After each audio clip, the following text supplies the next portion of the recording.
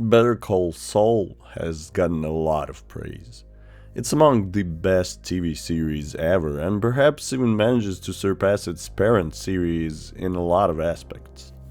It has fantastic pacing, a tight story that is elevated by actually having something to say, a message that goes beyond the subject matter, which to me immediately puts it amidst the all-time greats. But that's been talked about already. What I wanted to focus on and frankly just unabashedly gush over is its incredible photography. Like a perfect user interface, you don't even notice it. The camera work in certain parts of Better Call Saul is creative, tasteful, and thought out. It just leaves me in awe every time I witness it on screen. Camera work is a powerful narrative device, as a subtle foreshadowing tool. It's actually kind of distracting to me personally. Thing is, I can't help but notice visual creativity and talent and get transfixed absorbing it. I want you to join me in paying tribute to the glowing beauty of Better Call Saul cinematography.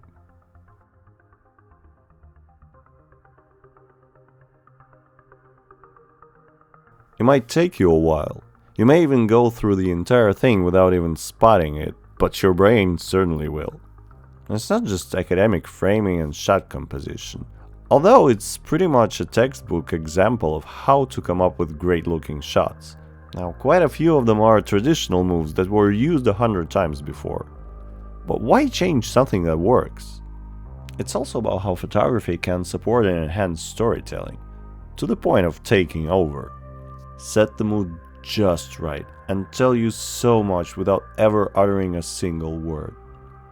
It's pretty fascinating how the importance of every scene is further accentuated by the level of thought put in by the DP.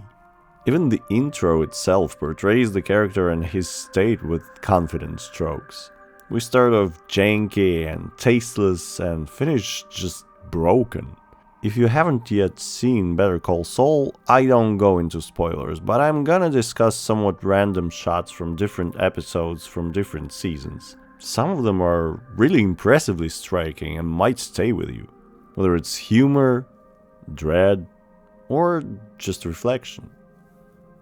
Right from its opening, the show establishes a style and an atmosphere of tension that tells us a story in the best way an opening can. By not telling anything and just showing. Even without ever watching Breaking Bad, you immediately sense that there's more to Jimmy than just meets the eye. This scene of him noticing a buff young man with a shaven head and tense up immediately tells us something's up. It's also a wonderful contrast to the Cinnabon baking routine. And the way it's shot seems as though we're watching them without their knowledge the whole time. Like we're witnessing something we're not supposed to. Almost feels like peeping. Especially this intentionally awkward shot of Jimmy's desperate loneliness. We're balancing between almost ad-like bokeh on the cooking process that later starts switching focus between that mean-looking guy and Jimmy to convey his relief when he realizes he's not being targeted. The establishing shots that follow are a masterclass of setting up a scene. We see the judge, we see the courtroom, we see people waiting and 3 young boys on trial. We see the prosecution side getting ready, being professional, to immediately realize that the prosecutor's assistant is actually doodling in her notebook. This little touch of human behavior of a person just killing time pretending to be busy, we've all done something like that at some point in our lives. It also serves as a subtle instrument of foreshadowing. It's just basically telling us the prosecution got this in a bag. They can doodle away. This gorgeously lit and geometrically composed shot of Jimmy's shadow on the bathroom walls, followed by more shots blatantly telling the viewer what sort of a performance is being rehearsed. There's this fantastic mixture of clever camera work and suspense in both storytelling and visuals. It feels so deliberate. Nothing is accidental here. Every shot is carefully put together and edited to support the narrative and the cheap gutter level show Jimmy is about to put on. The shooting through objects or even people in the foreground is ever present throughout the show, and yet it's never obnoxious. Most people will never notice how imposing the judge feels being shot from down below, but they'll feel it. And just by raising the camera like half a meter up, the way people are portrayed feels entirely different right away. It's subtle, but trust me, you feel it. Even if it's subconscious. Look at this shot, for example. It's almost perfectly bisected by the white wall and the black floor, and the two lines of the urinal tops and the separation line in the floor tiling are adding further detail to the simplicity of the initial setup. Notice that our character is offset to the left. It's almost a textbook example of a shot composition. You'd expect Jimmy to turn his right shoulder to center himself in the shot and set things, so to say, right, balanced and symmetrical. But instead, he turns his left shoulder and leaves the shot via its lower left corner. This basically tells us that our character is unpredictable. It's so subtle and yet so wonderful. With this attention to detail, you know it's been done on purpose. Both our character and our camera waste no time getting into the thick of it after entering the courtroom. Before even seeing Jimmy's face, we follow him briskly making an entrance and starting his speech mid-stride. And as he makes a point about the unattainable dream of being young again, we finally see him for the first time. This sudden shift in pacing is so abrupt and so natural at the same time. It creates this sense of a state-appointed lawyer trying to make a name for himself and pouring his soul into this doomed case. He builds up a strong argument about being young and dumb and boys being boys. Never mind the ill-fitting cheap suit, this guy makes a good point. Now, obviously the acting is on par with camera work and direction here. It should be noted how well every major and minor character is being portrayed. This is one of the best examples of how talent, hard work, and attention to detail sprout perfection. This show should be celebrated more. And even if it doesn't, I don't think it really matters, because it should be studied, appreciated, and admired by aspiring filmmakers and photographers. Better Call Saul is truly inspiring. Back to the scene though. Something feels off. None of the members of the jury seem to even glance at our trio. Despite Mr. McGill making such a convincing argument for them, something's wrong. There must be. Most of the jury members seem unconvinced, some outright refuse to even look at our defense representative. So before we even learn what crime those three are being accused of, we get hints that despite Jimmy's best effort, the outcome was decided a while ago. And no amount of showmanship and clever wording is steering that ship. Hell, even Jimmy doesn't feel like Saul Goodman. And all the prosecution has to do is just put the tape on. This wide shot is an undeniably convincing way of telling us that every single person in this room will witness Jimmy's argument being dismantled. He looks away, he knows it's coming. Someone in the background gets up to be able to see the screen, some don't. There must be a reason they're not keen on seeing it. This is storytelling perfection. Everything is foretold to the attentive viewer. This is the epitome of the expression enough said. We watch the tape as though we ourselves are on jury duty. It's up to us to decide whether Mr. McGill was making sense moments ago. The camera shows us that even the prosecutor is a little embarrassed. Making a point without saying anything in court should be satisfying, right? More people get up. It's the same shot, but the scene unravels. The final shot is wonderful. Enough said indeed. And yet Jimmy will always do his best to deny the oh so painfully obvious. Despite how meticulously paced, shot and edited that scene was, it's not what impresses me most about Better Call Saul's photography. There are shots that are so beautifully composed and have so much style and taste to them, I get distracted. I put it on pause and study them.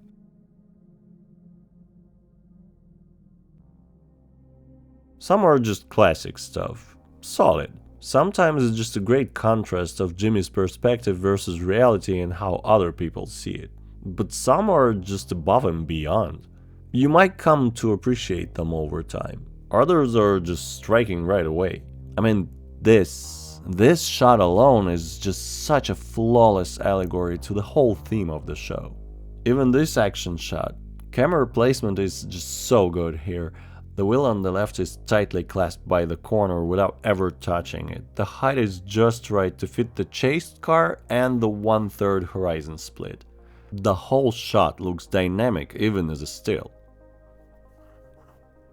The out-of-focus foregrounds are always present, always a way to liven up the otherwise boring shot.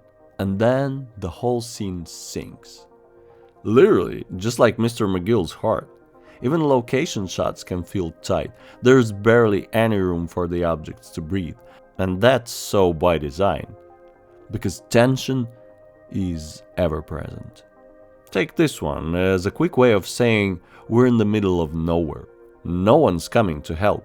You're on your own. It also portrays the setting with a lot of intention behind it. New Mexico is special in its own way.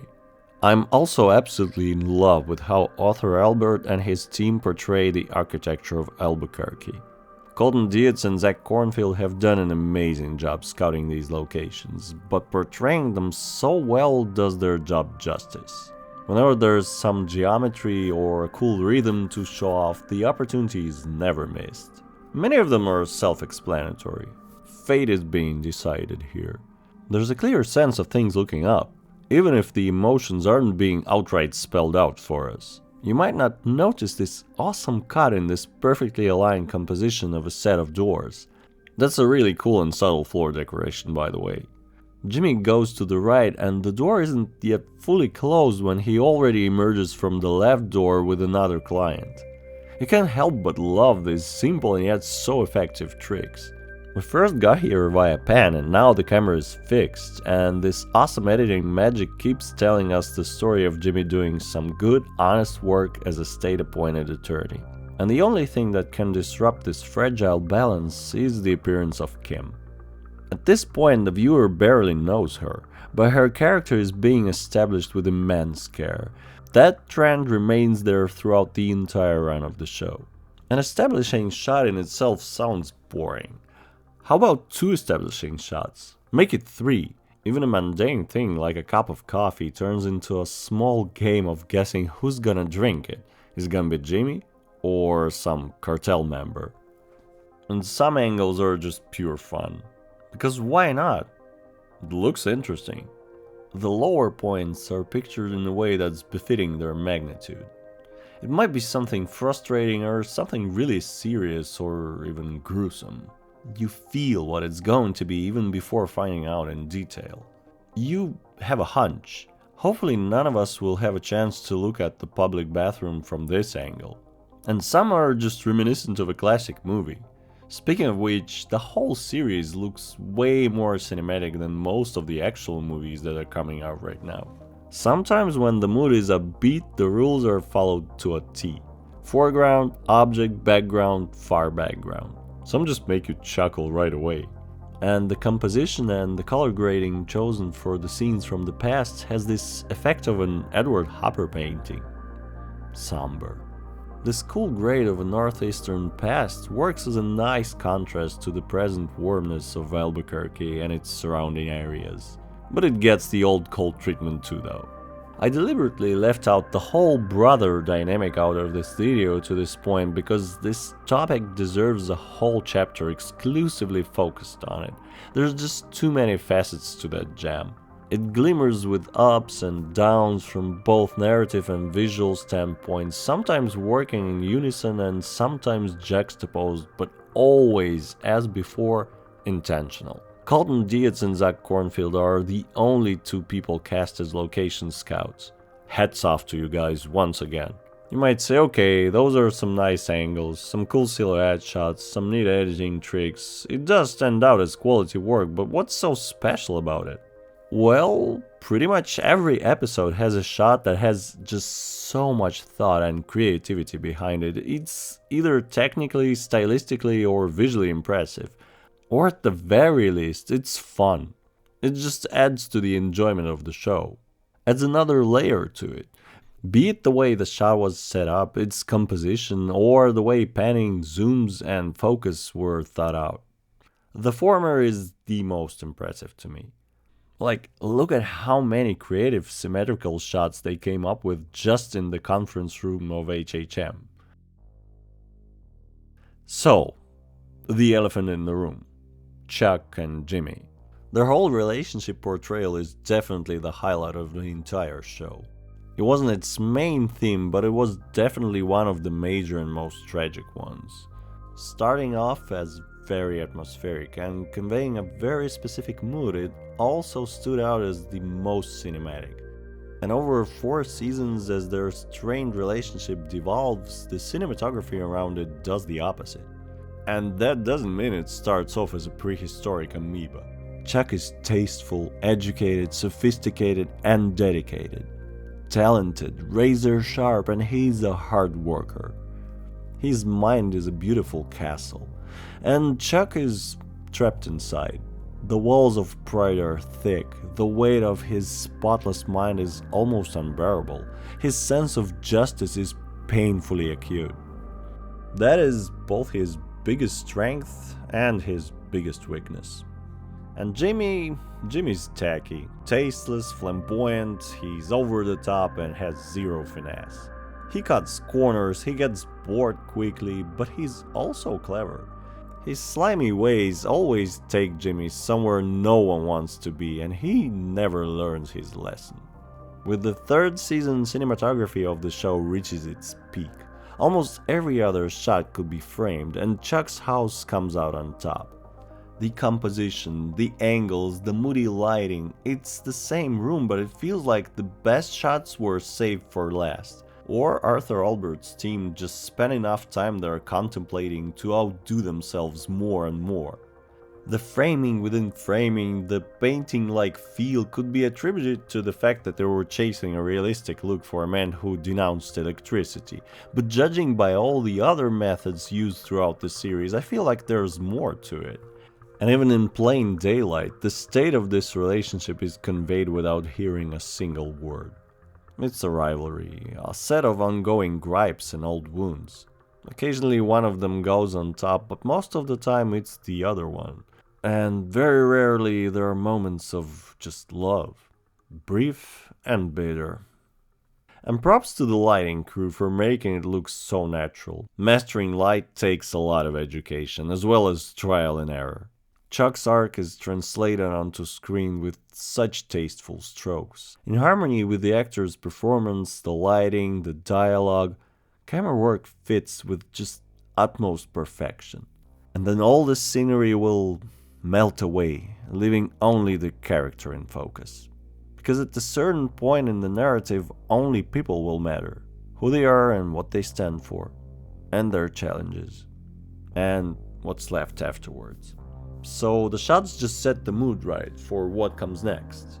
You might say it's nothing new and you'd be right, but why not just appreciate it and learn from it? If you want to be a filmmaker, this is your kind of show.